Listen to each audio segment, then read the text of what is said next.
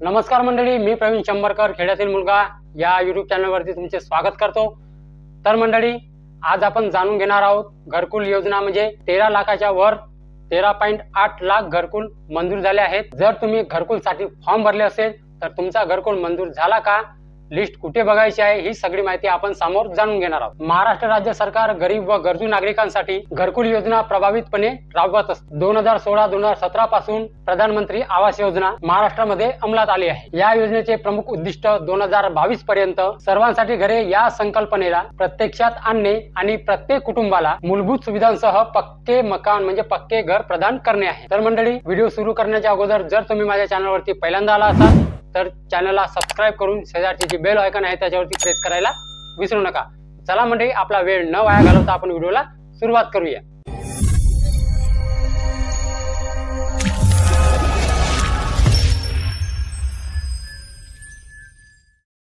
तर मंडळी, 2016 ते 2017 पासून राज्यामध्ये 14.26 लाख घरकुलांचे उद्दिष्ट ठरवले गेले आहेत। यापैकी 13.60 लाख घरकुलांना मंजुरी मिळालेली आहे। मंजूर घरकुलांपैकी 9,48,000 घरे विविध योजनांद्वारे बांधण्यात आलेली आहेत। उदाहरणार्थ रमाई, शबरी, आदिम, पारधी, यशवंत, अटल यासारख्या इतर योजनांद्वारे 5,15,000 घरकुलांना मंजुरी मिळाली असून त्यापैकी 3,66,000 घरे पूर्ण झालेली आहेत। योजनेचे वैशिष्ट्य काय ते बघा। जो शासन निर्णय आला होता तो 14 ऑक्टोबर 2016 ला आला होता। इंदिरा आवास योजनेचे रूपांतर प्रधानमंत्री आवास योजनेत करण्यात आलेले होते। लाभार्थ्यांची निवड 2011च्या आर्थिक, सामाजिक व जातनिहाय जनगणनेच्या यादीवरून ग्रामसभा निवड करते। लाभार्थ्यांना पक्के घर बांधण्यासाठी 1,20,000 रुपये अनुदान मिळते, जे 4 टप्प्यांमध्ये वितरित केले जाते। पहिल्या टप्प्यामध्ये 15,000 रुपये मिळतात मंजुरीनंतर, दुसऱ्या टप्प्यामध्ये 45,000 रुपये मिळतात पाया पूर्ण झाल्यानंतर,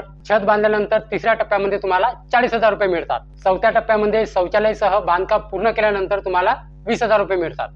अशा प्रकारे पूर्ण एकूण 1,20,000 तुम्हाला मिळतात। नक्षलग्रस्त भागातील लाभार्थ्यांना 1,30,000 रुपये मिळतात।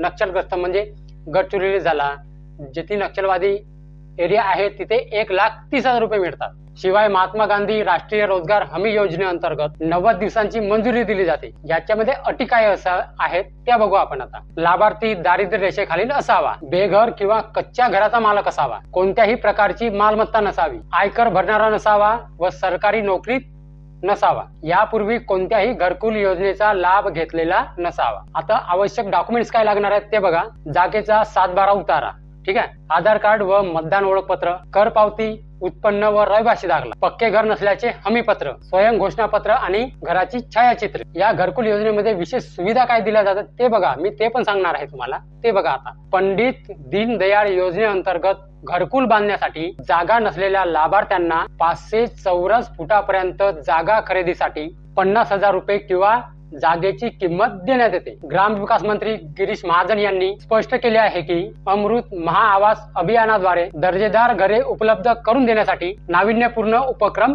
राबविले जात आहे। यामुळे घरकुलांच्या निर्मितीत वेग आणि गुणवत्ता वाढत आहे। ही योजना राज्यातील गरीब व गरजू नागरिकांना स्थिर, सुरक्षित व सन्मानजनक जीवनशैली प्रदान करण्यात महत्वपूर्ण ठरत आहे। तर मंडळी, जर तुम्ही घरकुलाचे फॉर्म भरले असेल तर तुमचा घरकुल आलं किंवा नाही, या 13.8 लाख जे 13 लाखाच्या वर जे घरकुल आले आहेत त्याच्यामध्ये तुमचा घरकुल मंजूर झाला की नाही ते कुठे बघा।